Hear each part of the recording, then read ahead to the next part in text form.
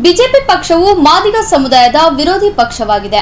ಹೀಗಾಗಿ ಈ ಬಾರಿ ಸಮುದಾಯದ ಮುಖಂಡರೆಲ್ಲ ಒಟ್ಟಾಗಿ ಕಾಂಗ್ರೆಸ್ ಪಕ್ಷವನ್ನು ಬೆಂಬಲಿಸಲು ನಿರ್ಧರಿಸಿದ್ದಾರೆ ಎಂದು ಮಾದಿಗ ಸಮುದಾಯದ ಉಭಯ ಮುಖಂಡರು ತಿಳಿಸಿದ್ದಾರೆ.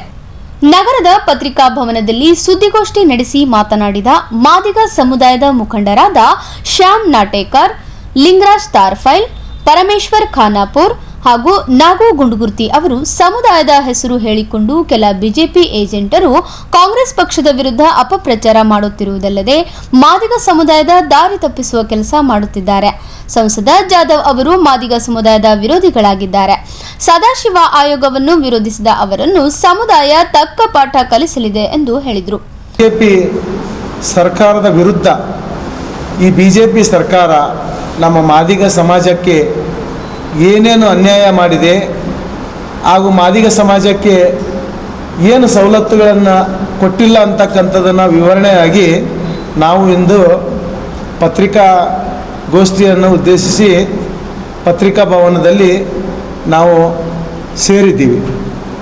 ಆ ಸಮಯಕ್ಕೆ ಸರಿಯಾಗಿ ಒಬ್ಬ ನಮ್ಮ ಸಮಾಜದ ಸೋದರ, ಅವರು ಏನು ಬೇರೆ ಅಲ್ಲ, ಒಬ್ಬ ಅಂಬಾರಯ್ಯ ಚಳಗೇರಿ ಅಂತಕ್ಕಂಥ ಒಬ್ಬ ನಮ್ಮ ಸೋದರ ಬಿ ಜೆ ಪಿಯ ಪರವಾಗಿ ಬಿ ಜೆ ಪಿಗೆ ಮಾದಿಗರು ಮತ ಹಾಕಬೇಕು ಅಂತಕ್ಕಂಥ ಒಂದು ಹೇಳಿಕೆಯನ್ನು ಕೊಡುವುದಕ್ಕೆ ಪತ್ರಿಕಾ ಭವನಕ್ಕೆ ಬಂದಿದ್ದ.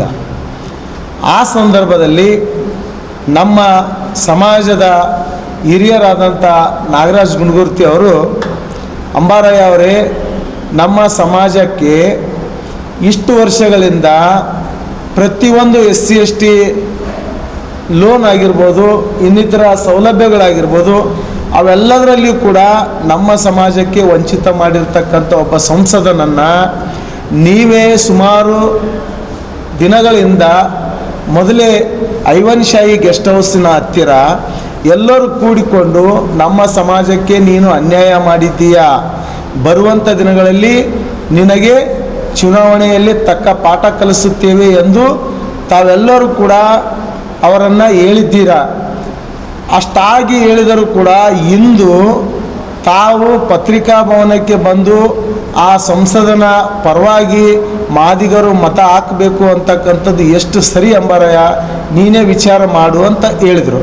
ಅದರ ನಂತರ ನೀನು ಒಬ್ಬನೇ ಅವ್ರ ಪರವಾಗಿ ಯಾಕೆ ಮಾತಾಡ್ತೀಯ, ನಿನ್ನ ಜೊತೆಗೆ ಇರ್ತಕ್ಕಂಥವ್ರು, ನಮ್ಮ ಸಮಾಜದಾಗ ಇರ್ತಕ್ಕಂಥವ್ರು ಇನ್ನೂ 4-5 ಜನರಿಗೆ ಕರೆದು ಕೂಡಿಸಿ ನೀ ಪತ್ರಿಕಾಗೋಷ್ಠಿ ನಡೆಸ್ಬೋದಾಗಿತ್ತಲ್ಲ, ಯಾಕೆ ಆ ಥರ ಮಾಡ್ತಾ ಇದ್ದೀಯ, ನಮ್ಮ ಸಮಾಜಕ್ಕೆ ಅನ್ಯಾಯ ಮಾಡಿದ ಅಂತ ಒಬ್ಬ ಸಂಸದನ ಪರವಾಗಿ ಯಾಕೆ ಮತ ಕೇಳ್ತಾ ಇದೆಯಾ, ಆ ಥರ ಮಾಡಬಾರ್ದು ಅಂದದಕ್ಕಾಗಿ ಆ ಸಮಯದಲ್ಲಿ ಇಲ್ಲ ನಾನು ಅದೇ ರೀತಿ ಮಾಡ್ತೀನಿ, ನೀವು ಯಾರು ಏನು ಹೇಳ್ತೀರಿ ಹೇಳ್ಕೇರಿ, ನಾನು ಸಮಾಜ ಅಂತೇಳಿ ನಾನು ಸಮಾಜದ ಪರವಾಗಿ ನಾನು ಮಾತಾಡ್ತಾ ಇಲ್ಲ, ನಾನು BJP ಪಕ್ಷದ ಪರವಾಗಿದ್ದೀನಿ, ನಾನು ಸಮಾಜದ ಪರವಾಗಿ ಇಲ್ಲ, ನಾನು ಒಬ್ಬ ಪಕ್ಷದ ಒಬ್ಬ ಸದಸ್ಯನಾಗಿದ್ದೀನಿ, ನನಗೆ ಸಮಾಜದ ಅವಶ್ಯಕತೆ ಇಲ್ಲ ಅಂತ ಹೇಳಿದ.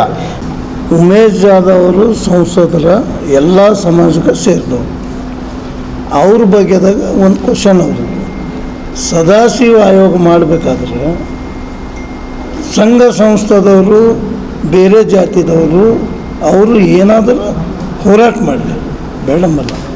ತಾನು ಪ್ರಜಾಪ್ರಭುತ್ವ ಹೊಂದಿದವನು, ಎಲ್ಲ ಸಮಾಜದವರು ಅವನಿಗೆ ಓಟ್ ಹಾಕಿದ್ದಾರೆ.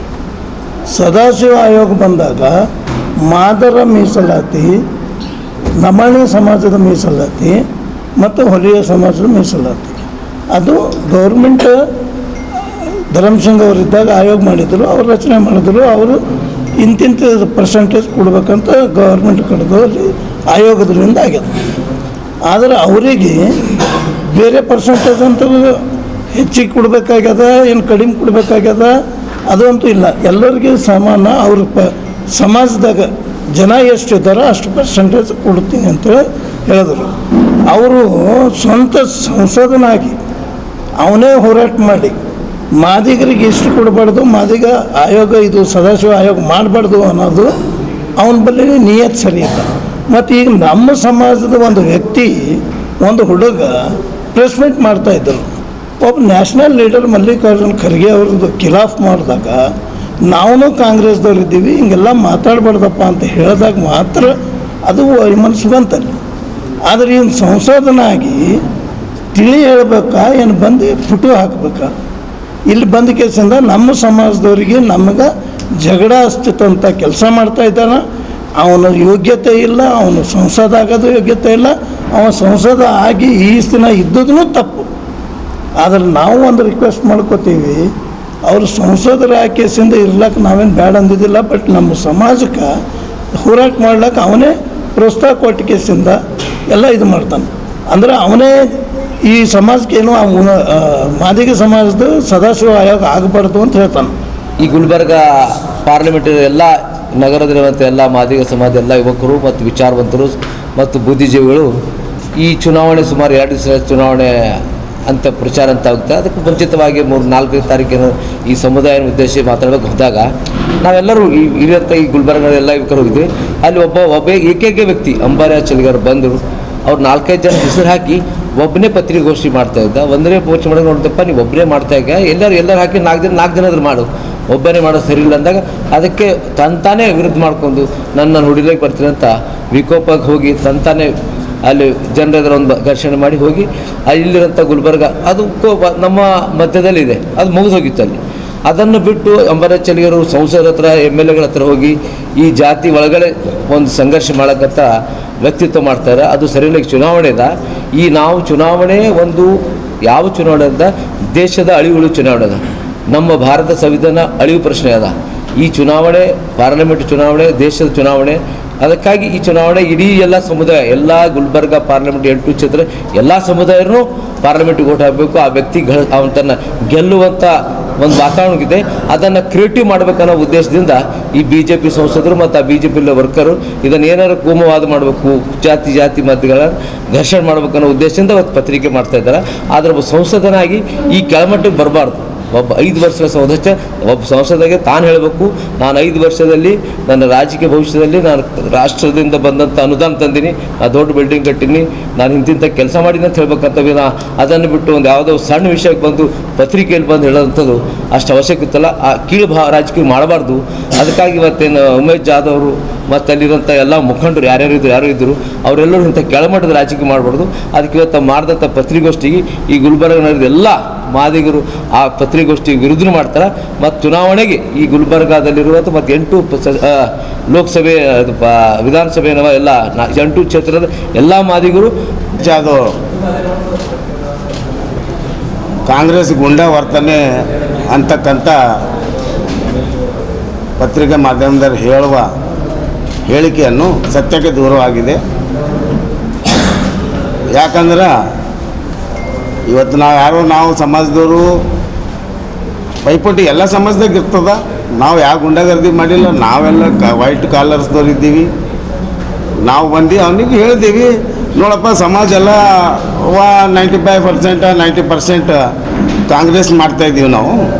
ನೀನು ಒಬ್ಬನೇ ಬಂದು ಕೇಸಿ ಈ ಥರ ಪತ್ರಿಕೆ ಹೇಳಿಕೆ ಮಾಡಿದ್ರೆ ಸರಿಯಲ್ಲ, ತಪ್ಪಾಗ್ತದ. ಯಾಕಂದ್ರೆ ಸಂವಿಧಾನ ಹೋಗುವಂಥ ಸಮಯ ಬಂದಿದೆ. ನಾವು ದಲಿತರಿಗೆ ಓಟ್ ಹಾಕಬೇಕು. ರಾಧಾಕೃಷ್ಣ ದೊಡ್ಡಮನಿಯವ್ರಿಗೆ ಮಾಡ್ತಾಯಿದ್ದೀವಿ ನಾವು ಇಡೀ ಜಿಲ್ಲಾದಂತೆ ಲೋಕಸಭಾ ಎಲೆಕ್ಷನ್ನು. ಇದು ಹೇಳೋದು ಸರಿಯಲ್ಲ ಪತ್ರಿಕೆ ಹೇಳಿಕೆ ಅಂತ ನಾವು ಅವ್ರಿಗೆ ಹೇಳಕ್ಕೆ ಖರ್ಚು ಕೇಸಿ ಮಾತಾಡಿದ್ದೀವಿ. ಅವರು ಏನೋ ಒಂದು ಯಾರಿಗೋ ಫೋನ್ ಮುಖಾಂತರ ಮಾತಾಡಿದ್ರು.